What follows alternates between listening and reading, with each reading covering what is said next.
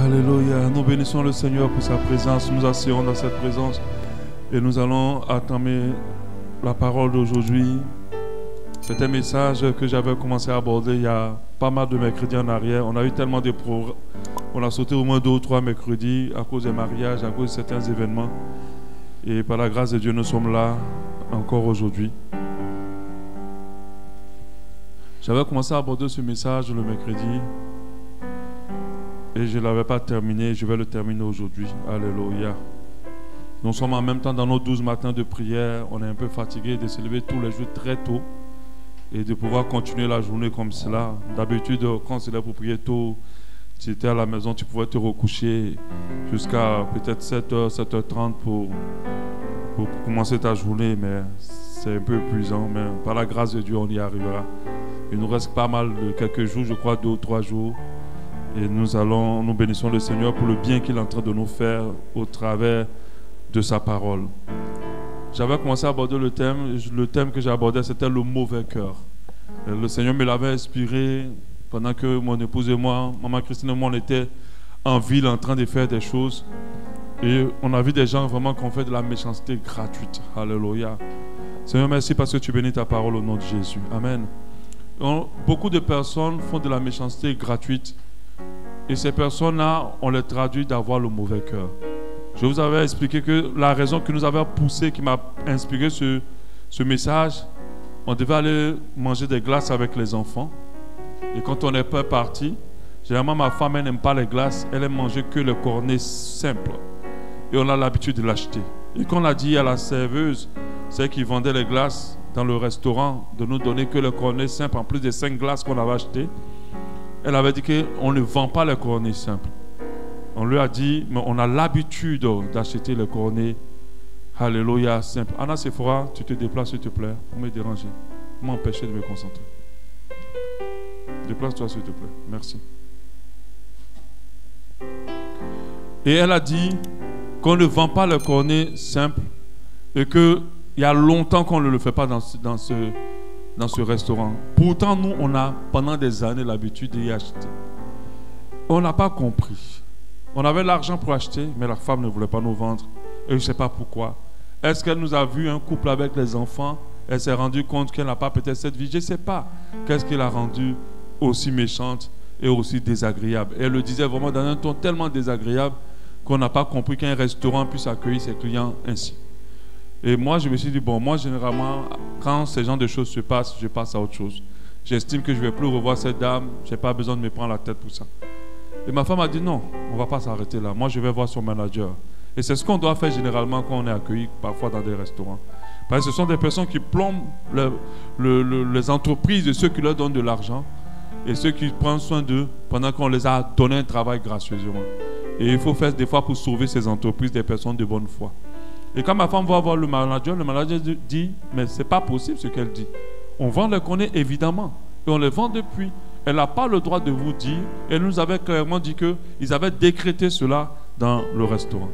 Il a dit non, jamais on l'a fait. Et il a pris 2 cornets gratuitement, il l'a offert à ma femme. Et je ne sais pas comment il va gérer l'autre fille. Et on s'est dit, mais pourquoi elle a réagi ainsi? Pourquoi elle a eu ce comportement-là? Pourtant, elle pouvait juste nous les vendre et puis on serait passé à autre chose. Elle ne nous connaît pas. Pourquoi elle a été aussi méchante? Et je me suis rendu compte que la méchanceté gratuite, elle est monnaie courante. Surtout au Gabon, c'est très répandu. Quand ma femme était partie à Abidjan, quand on était à Abidjan, elle était tellement étonnée de la gentillesse et de l'hospitalité des Ivoiriens. Elle ne comprenait pas. Elle dit, mais c'est comme ça, ils ne demandent pas l'argent. Elle dit, non, ils ne demandent pas l'argent. Ici, c'est comme ça, les gens sont gentils sans chercher à te demander de l'argent. Elle est étonnée, même quand les policiers l'arrêtent, même quand c'est une infraction. Il va te parler gentiment. Oh, bon, il faut partir, prochainement, il ne faut plus faire comme ça. Et elle est étonnée, elle dit, c'est comme ça ici? Elle dit, oui, c'est comme ça. Parce qu'on a une culture de l'hospitalité. Mais ici, c'est un peu différent, c'est un peu contraire. Et les gens, des fois, ont le mauvais cœur. Dans les administrations, quand tu t'en vas faire des papiers administratifs, parfois, au sein même des familles, on te fait du mal pour rien, pour aucune raison. Tu n'as pas fait du mal à quelqu'un et la personne veut te détruire. Dans le taxi, des fois, avec le voisin ou le chauffeur, dans la rue parfois, et même à l'église, le mauvais cœur existe. Les gens sont méchants parfois et ils agissent sans raison. Tu peux dire bonjour à quelqu'un, la personne te rend mal et tu ne sais pas pourquoi. Une personne peut t'en vouloir, tu ne sais pas pourquoi. La méchanceté dans le cœur des gens, comme la Bible nous a dit, se répand de plus en plus. Dans ces derniers temps, les gens auront moins de compassion, moins d'empathie. Ils seront plus sujets ou bien plus disposés à faire du mal, à jalouser, à détruire sans remords. Vous voyez, des gens te font du mal et ils ne regrettent même pas une seule seconde d'avoir fait autant de mal.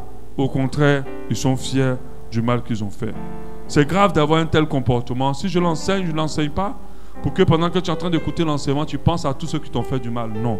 Je l'enseigne pour que toi-même, tu veilles à ne pas être une personne de ce genre, une personne qui a un mauvais cœur, une personne qui a un mauvais comportement, qui est méchante ou méchant envers les autres. La parole de Dieu nous dit en Romains 12, 21, ne te laisse pas vaincre par le mal, mais sois vainqueur du mal par le bien. Ne te laisse pas vaincre par le mal, mais sois vainqueur du mal par le bien. Quand je lis ce verset, ça me permet d'introduire qu'est-ce qui rend les gens aussi méchants. Qu'est-ce qui fait que les gens deviennent méchants et mauvais? Qu'est-ce qui fait que plusieurs développent le mauvais cœur gratuitement? Luc 6, 44 nous dit que chaque arbre se connaît à son fruit. On ne cueille pas des figues sur des épines et l'on ne vendange pas des raisins sur des ronces. L'homme bon tire des bonnes choses de son bon trésor, de son cœur, et l'homme méchant tire des mauvaises choses du mauvais trésor de son cœur. Car c'est de l'abondance du cœur que la bouche parle. Nous devons comprendre que dans la vie que nous menons, nous naissons, quand je veux dire vierge, c'est-à-dire comme des feuilles blanches. Au fur et à mesure que la vie évolue, nous vivons beaucoup de choses difficiles. Et ces choses, beaucoup de choses aussi agréables. Amen. Donc nous avons deux compartiments dans nos cœurs. Le bon trésor et le mauvais trésor. Le mauvais trésor va emmagasiner tout le mal qu'on va nous faire. Et le bon trésor va emmagasiner tout le bien qu'on va nous faire. Mais malheureusement, lorsque le mauvais trésor, tu gardes des choses mauvaises dans ton mauvais trésor, sans effort, ces choses vont te façonner négativement. Et c'est ce qui arrive pour des personnes qui ont beaucoup souffert, qui ont beaucoup été privées, qui ont beaucoup manqué, qui ont vécu des vies difficiles. Quand elles ne veillent pas sur leur cœur, elles deviennent des personnes méchantes. Elles deviennent des personnes acariates, comme on le dit, difficiles et complexes. L'une des raisons, c'est la mauvaise vie. On l'avait déjà dit. Tout ce que le diable te fait vivre dans la souffrance, sache que son objectif, ce n'est pas juste de te faire souffrir, mais c'est de te rendre mauvais demain. Si tu n'arrives pas à évacuer tout le mal qu'on te fait, tu risques d'être méchant, tu risques d'être mauvais. Parce que ton mauvais trésor va être rempli. Et ton comportement envers les gens, envers les autres, même s'ils ne le savent pas, Dieu sait comment tu as réagi, qu'est-ce que tu as dit, qu'est-ce que tu as fait, et comment tu as voulu détruire, comment tu as voulu casser une réputation parce que tu étais mauvais et méchant. Comment tu pouvais aider et tu n'as pas aidé parce que tu voulais que la personne soit détruite ou qu'elle reste dans sa souffrance, si tu gardes que des mauvaises choses. L'une des choses aussi, ce sont des mauvaises situations de vie. Quand les gens vivent des mauvaises choses, ils sont dans des oppressions, ils sont dans des situations de couple difficiles, ils sont dans des situations de chagrin, d'angoisse, ils deviennent méchants et mauvais. C'est pour ça que dans nos administrations, pour avoir une femme, une secrétaire, une assistante, une réceptionniste qui va te répondre mal, parce qu'aujourd'hui elle s'est disputée avec son mari, parce qu'elle a une situation avec son fils, elle ne sait pas comment gérer, parce qu'elle n'a pas l'argent pour payer le loyer, faisons très attention. Lorsque nous levons aussi à quelqu'un qui nous oppresse, allons-y dans la présence de Dieu qui dit, venez à moi vous qui êtes fatigués et chargés. Vous savez qu'on n'est pas fatigué et chargé une seule fois. On est fatigué et chargé parfois. Et ça nous arrive de temps à autre. Donc à chaque fois que tu sens que c'est beaucoup sur toi, c'est beaucoup dans ton cœur, approche-toi de Dieu et vide ton cœur pour ne pas être mauvais ou méchant. Alléluia. Parce que ça nous pousse parfois à répondre mal, à parler mal, à réagir mal. Alléluia. Et ça nous donne le mauvais cœur parfois lorsqu'on vit des situations difficiles.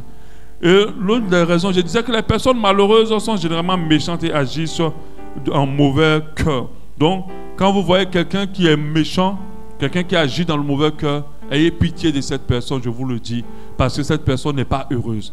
Tu ne peux pas être heureux dans ta vie et être méchant. Ça n'existe pas. Si tu es méchant, si tu as le mauvais cœur, si tu agis mal envers les autres, c'est parce qu'en réalité, tu n'es pas heureux.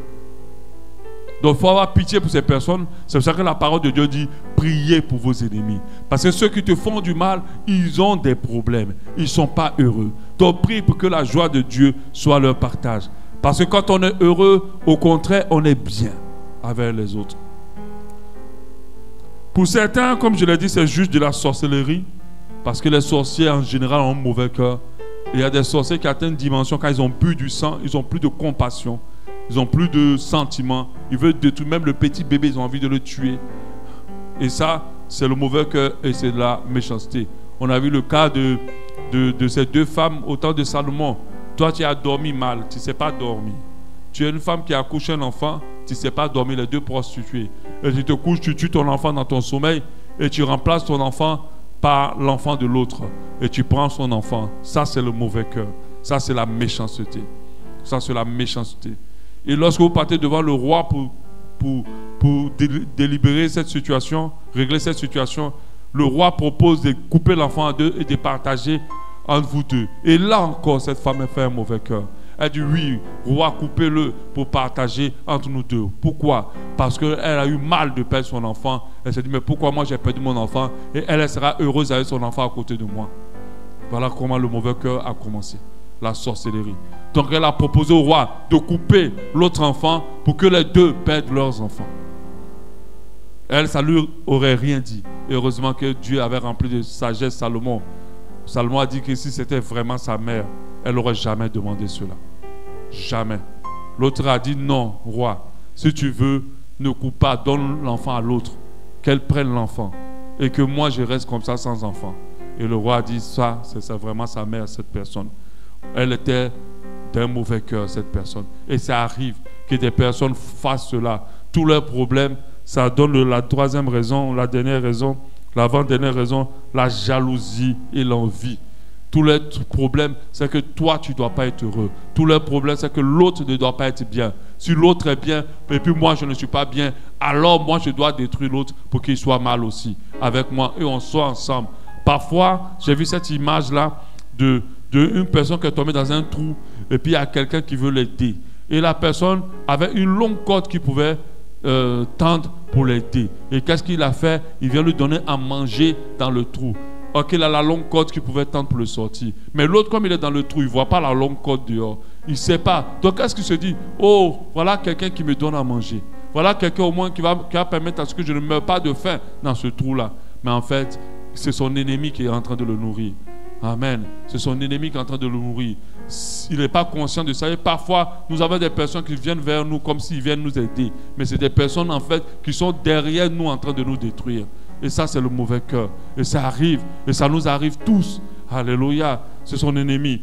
Et l'envie, et ces personnes agissent parfois par envie ou par jalousie. Il y a des personnes qui ne veulent pas te voir heureuse. Et ces personnes-là te détruisent parce qu'ils envient la vie que tu as. Ils envient. Et ça peut même arriver même que quelqu'un de riche veuille te détruire. Parce que malgré toute sa richesse, il n'est pas heureux. Et ça lui fait mal que toi, tu sois heureux. Ça le blesse que toi, tu sois heureux. Donc du coup, ça le dérange et ça l'embête. Et des fois, ces personnes-là agissent en mauvais cœur. Alléluia. Donc l'envie et la jalousie peuvent créer des mauvais cœurs dans le cœur des autres. Je vous assure, si ton frère, ta soeur, ton ami, ton collègue, ton parent réussit, change de condition, sois heureux pour eux. Sois heureux pour eux. Alléluia. Sois heureux. Sois heureux pour ces personnes-là. N'aie pas de jalousie, n'aie pas d'envie en toi. Sinon, tu risques d'être méchant. Tu peux te lever à critiquer mal. Tu peux te lever à casser la personne. Tu peux te lever à dire des choses qu'il ne faut pas sur la personne. Et ça ne va pas être joli devant le Seigneur. Donc l'envie et la jalousie peuvent rendre les gens en mauvais cœur. Il y a la vengeance aussi, l'aigreur. Ceux qui n'arrivent pas à pardonner, ces personnes-là, parfois, deviennent méchantes. Ceux qui n'arrivent pas à pardonner, ces personnes deviennent méchantes. La Bible nous dit, dans la prière de notre Père, pardonne-nous nos fautes comme nous pardonnons à ceux qui nous ont offensés. Nos offenses, comme nous pardonnons à ceux qui nous ont offensés. Lorsque tu ne pardonnes pas, alors tu gardes dans ton cœur, tu gardes ce qu'on t'a fait de mal dans le mauvais trésor. Et quand ça donne un mauvais trésor, ça va conditionner ta vie et ça va te permettre de pousser à être mauvais. Vous savez, il n'y a rien qui est impardonnable dans ce monde. Il n'y a rien. C'est vrai qu'il y a beaucoup de choses terribles que les gens qu'on aime peuvent nous faire ou nous ont fait, mais il n'y a rien qui n'est impardonnable. Je vois dans ce tribunal aux États-Unis, ce papa qui prend entre ses bras l'assassin de sa fille et il le serre dans ses bras, il lui dit « Je te pardonne ». Et l'assassin pleure toutes ses larmes de son corps. Est-ce que toi, tu serais arrivé à ce niveau-là? Amen. Il n'y a rien qui n'est impardonnable dans ce monde. Nous ne pardonnons pas à cause de l'autre. Nous ne pardonnons pas pour l'autre. Nous pardonnons pour nous-mêmes. Alléluia. Parce que celui qui garde rancune est troublé de l'intérieur. Celui qui garde rancune n'a pas de paix. Celui qui ne pardonne pas s'expose à énormément de choses. Et la Bible dit, ne laissez pas à la colère jusqu'au coucher du soleil afin de ne pas donner accès au diable. Celui qui ne pardonne pas s'expose à l'action du diable contre sa vie. Amen. Donc nous devons pardonner. Il nous faut vaincre le mauvais cœur. Pourquoi? Le bon cœur nous fait ressembler à Dieu. La parole de Dieu nous le dit clairement. Il dit que lorsque vous bénissez vos ennemis en Matthieu 5, 43, lorsque vous ne les haïssez pas et vous leur faites du bien, vous êtes, il dit, afin que vous soyez fils de votre Père qui est dans les cieux. Matthieu 5, 45. Il dit bénissez, ne maudissez pas, faites du bien à ceux qui vous font du mal, afin que vous soyez fils. Parce que les fils de Dieu ont un bon cœur. Les vrais enfants de Dieu ressemblent à Dieu parce que Dieu est bon. Eux aussi sont bons. Ils ont un bon cœur. Le bon cœur est en train de disparaître. Mais comprenez que plus vous avez un bon cœur, plus vous ressemblez à Dieu. Parce que la Bible dit Dieu est bon. Et on rajoute en tout temps. Dieu est bon, pas pour un moment, pas pour certaines personnes, en tout temps. Alléluia. Donc quand on a le bon cœur, nous ressemblons à Dieu. Le bon cœur attire la grâce et la bénédiction sur nos vies. Oui, le bon cœur attire la grâce et la bénédiction sur nos vies. Quand tu gardes ton cœur pur, la Bible dit garde ton cœur plus que toute autre chose, car c'est de là que viennent les sources de la vie. Tu dois comprendre que quand tu gardes ton bon cœur, la bénédiction est ton partage. Le bon cœur nous rend beau et belle. J'ai écouté quelque chose récemment d'un homme, il parlait à la télé. Je sais pas si c'est sur Facebook que j'avais écouté. Et il disait qu'il ne cherche pas à marier une femme belle physiquement. Il dit qu'il préfère une femme qui a un bon cœur. Et il disait que le bon cœur rend une femme belle. Le bon cœur rend un homme beau. Un homme, même s'il n'est pas extraordinaire, quand il a un bon cœur, la beauté ressort. Il donne envie d'être avec lui. Elle donne envie d'être avec elle. Ça donne envie d'être marié. Ce n'est pas que les belles femmes qui se marient. Il y a des femmes, même quand tu vois le mari qu'elles ont décroché, tu dis oui. Vraiment, femme, Dieu t'a béni. Mais à cause de quoi? De la bonté. Nous, on juge à l'apparence. Mais notre Dieu ne regarde pas l'apparence pour nous qualifier ou nous disqualifier. Il regarde à l'intérieur. C'est pour ça qu'il a dit à la femme, il ne faut pas t'orner de bijoux, voilà. Ne pas t'orner de trucs extraordinaires. Mais habille-toi des bonnes œuvres. Parce que c'est là qu'il y a ta vraie beauté. Une femme méchante, même si elle a le nez le plus extraordinaire du monde, ou le teint le plus extraordinaire du monde, elle ne séduit aucun homme. Elle ne plaît à aucun homme. Ceux qui viendront pour ses formes, pour sa beauté, mais ils ne vont jamais rester avec elle. Et elle va se tourner, mais avec toute ma beauté, il ne veut pas, il m'a quitté, il m'a plaqué. Faisons très attention. Les vraies choses ne se choisissent pas avec la chair. Proverbe 19, 22 dit, ce qui fait le charme d'un homme, c'est sa bonté. Ce n'est pas moi qui le dis. Ce qui fait le charme d'un homme, c'est sa bonté. Alléluia. Les personnes bonnes et agréables sont attirantes. Amen. Donc sortons du mauvais. Même si le monde applaudit les méchants, le monde acclame les méchants, mais le monde ne choisit pas les méchants. Les personnes bonnes sont agréables à vivre, elles sont belles. Le bon cœur nous rend beaux. Moi, je suis impressionné par les gens qui ont des bons cœurs. Ça m'impressionne. Ça me donne encore plus envie de travailler encore mon cœur pour être meilleur. Alléluia. De dire toujours du bien de tout le monde. De ne jamais condamner quiconque. De ne jamais rejeter quiconque. D'aider tout le monde. D'aider ceux que je peux. Et d'apprendre à pardonner même peu importe le nombre de fois qu'on m'a blessé. C'est en cela que je serai beau et que je serai agréable à Dieu. Que la femme, comme on l'a dit en 1 Timothée 2, 9 à 10, de même, je veux aussi que les femmes habillées d'une manière décente se parlent avec pudeur et de simplicité, non de tresse, de l'or, des perles ou des toilettes somptueuses, mais plutôt qu'elles se parlent des œuvres bonnes, comme cela convient à des femmes qui affirment honorer Dieu. Alléluia. Le bon cœur nous protège. Vous savez, à chaque fois que tu es bon envers les gens, tu es à l'abri de toutes les attaques, qu'elles soient physiques ou spirituelles. Parce que Dieu est du côté des gens bons. Dieu te protège. Le bon cœur garde. On a vu comment Aman, malgré toutes ses stratégies pour attaquer Mardoché, Mardoché aurait pu le livrer. Mardoché aurait pu le tuer. Mais la bonté de Mardoché l'a protégé. Et toutes les attaques d'Aman ont été détruites. Le bon cœur peut nous conduire à faire du bien à un ange aussi. En étant bon, nous pouvons changer notre condition. Et la Bible dit que c'est en cela que nous pouvons être bénis. Le bon cœur fait du bien aux autres aussi. Éprouve notre amour pour les autres. L'amour est bon. Quand tu aimes les gens, tu es bon envers ces personnes. Et des fois, quand on parle de bonté, la bonté n'est pas quelque chose qui doit être mérité. On ne doit pas être bon envers les gens qui sont bons envers nous. La Bible dit que quand on est comme ça, on est païen, on n'est pas converti, on n'est pas chrétien. Alléluia.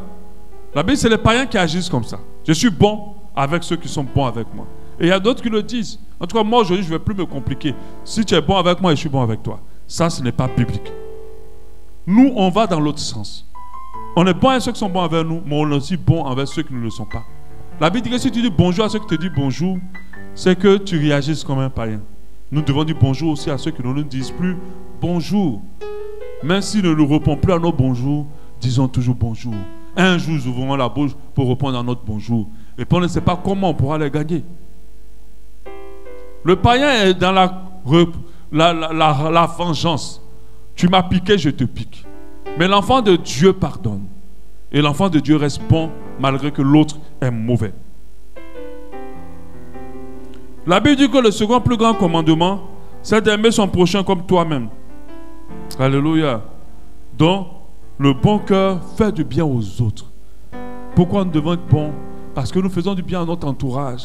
Nous cultivons autour de nous une atmosphère agréable. Et c'est quelque chose de bien. Dieu veut ça. Et puis nous vivons mieux. J'ai dit tout à l'heure, ceux qui ont le mauvais cœur sont malheureux forcément. On ne peut pas parler de quelqu'un qui développe le mauvais cœur qui soit heureux. Ça n'existe pas. Ceux qui ont le mauvais cœur sont forcément malheureux. Alléluia. Parce que c'est la bonté du cœur qui nous donne la joie, qui nous apaise, qui nous permet d'être heureux, qui nous permet d'être épanouis. Alléluia. Et toutes les situations que le diable te fait vivre, c'est pour que tu aies le mauvais cœur. Donc, pleure, relève-toi, évacue et retrouve ton cœur. 1000 fois on te trahira, 1000 fois soutien, 1000 fois aide, 1000 fois sois bon, n'abandonne pas, persévère dans la bonté, persévère à être bon. La bonté fait partie du fruit de l'esprit. Alléluia. C'est pour ça que quand tu as expérimenté ce fruit-là, tu n'es pas à l'aise avec la méchanceté. Tu n'es pas à l'aise avec le mauvais cœur. Tu as pitié même de ton ennemi. Des fois, on va te dire que tu es mangé, mais tu ne l'es pas, tu as le cœur de Dieu. Parce que si on voulait regarder à comment Dieu agit avec tout le monde, on va comprendre, mais Dieu, toi, mais tu ne vois pas certaines personnes qui doivent disparaître sur cette terre. Notre Dieu les voit, mais il les aime. Il est bon envers eux. Alléluia. Il les aime. Il est bon envers eux. Comment se débarrasser de son mauvais cœur? La technique du verre est la meilleure manière de se débarrasser du mauvais cœur. Ça ne sert à rien de prier pour dire Seigneur, libère-moi de ce mauvais cœur. Libère-moi de ce mauvais cœur. Délivre-moi, je vais être plus bon, je vais être plus gentil. Ce n'est pas la bonne prière. Je n'ai pas eu le temps de faire la démonstration, mais dans la démonstration que j'ai vue en ligne, que j'ai vue sur Internet, ils ont pris un verre, ils l'ont rempli d'eau, et puis ils ont mis du café à l'intérieur, des graines de café solubles. Et l'eau est devenue évidemment noire. Donc on estime que cette personne actuellement a un mauvais cœur. Il est sombre de l'intérieur. Ils ont dit, mais comment on fait pour qu'il devienne plus clair, l'eau soit plus claire? Et ils ont compris une chose simple, c'est de remplir d'eau propre. Au fur et à mesure qu'ils versent l'eau propre, on voit que l'eau sombre sort. Ça sort, ça sort, ça sort, ça sort. Et puis à un moment donné, l'eau commence à se clarifier, clarifier, et ça devient tout clair. Et la meilleure manière de changer son mauvais cœur, c'est de se remplir des bonnes choses de la parole de Dieu. C'est de se remplir de la parole de Dieu. C'est de se remplir des bonnes pensées. C'est de se remplir des choses positives. Comment les gens de mauvais cœur, la majorité ont des pensées qui alimentent leur état de cœur. La majorité n'écoute pas la parole de Dieu. La majorité ne lise pas la parole de Dieu. Si tu ne te remplis pas de quelque chose de pur, pour que ton cœur soit pur, tu ne pourras pas nettoyer ton cœur. Alléluia. Donc, il faut se remplir de louanges. Il faut se remplir de la parole de Dieu. Il faut se remplir de pensées positives, surtout des pensées. Surtout des pensées. Quand vous voyez une personne méchante, quand vous allez rentrer, discuter avec elle dans les profondeurs, quand vous voyez une personne qui a un mauvais cœur, vous allez vous rendre compte qu'il y a des choses qui passent dans leur tête. On ne m'aime pas. On m'a rejeté. Il m'a humilié. Il a fait ça. Elle a fait ci. Elle a fait... C'est que toutes ces choses dans ta tête, et tu ne te rends pas compte que tu commences à être mauvais. Amen. Il faut se remplir des choses positives. Et en se remplissant constamment des choses positives, tu vas te vider des choses négatives. C'est l'un des secrets les plus puissants. Il faut savoir pardonner. Si tu ne pardonnes pas, ton cœur peut s'assombrir. Il faut prier aussi sans cesse, comme je l'ai dit. Alléluia. Il faut prier aussi pour l'expérimentation du Saint-Esprit qui va te communiquer son fruit. Parce que la seule puissance qui change un cœur sombre à un cœur pur, c'est lorsque la personne expérimente le Saint-Esprit. On appelle ça inviter l'Esprit de Dieu dans sa vie. Saint-Esprit, rentre dans mon cœur, rentre dans ma vie. Libère ton fruit en moi. Et dans son fruit, il y a la bonté. Alléluia. Quand tu expérimentes le Saint-Esprit, ton cœur se vide. Tu n'as plus de force pour être rancunier. Tu n'as plus de force pour faire du mal aux gens. Tu n'as plus de force. À chaque fois que tu fais quelque chose qui n'est pas bien à quelqu'un, tu ne te sens pas bien. Parce qu'il y a le fruit qui a éclos en toi. Alléluia. Ce sont les moyens pour nous d'avoir des cœurs qui glorifient Dieu. Remplissons-nous de choses positives. Veillons sur nos pensées afin que ces pensées-là soient en phase avec ce qui glorifie Dieu et qu'elles soient positives pour que nous ayons de bons cœurs. Parce que Dieu ne prend pas plaisir à un cœur méchant. Dieu ne prend pas plaisir à un cœur qui détruit, qui fait du mal aux autres. Peu importe la raison pour laquelle tu fais du mal à quelqu'un, j'aimerais te dire que cette raison ne tient pas devant Dieu. Alléluia. Peu importe. Même si tu as raison, la Bible dit fais du bien à tes ennemis. Alléluia. Il n'y a pas de raison pour attaquer quelqu'un, pour le faire du mal. Amen. Il n'y a pas de raison. Alléluia. Nous allons prier que Dieu nous aide à avoir de bons cœurs.